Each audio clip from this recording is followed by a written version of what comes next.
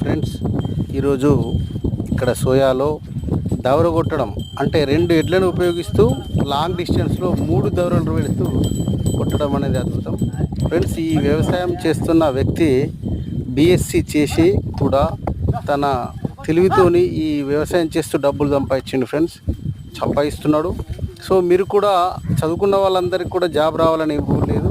వ్యవసాయం చేసుకుంటూ ఆధునికంగా వ్యవసాయ పనిముట్లు వాడుతూ వ్యవసాయాన్ని చేస్తూ డబ్బులు సంపాదించచ్చు. కాబట్టి ఫ్రెండ్స్, ఈ వీడియోకి ఒక లైక్ కొట్టండి.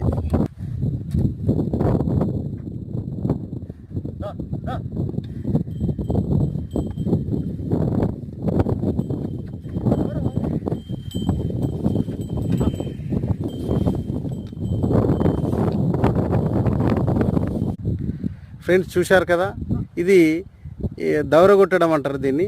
ఈ యజమాని ఎవరైతే ఉన్నారో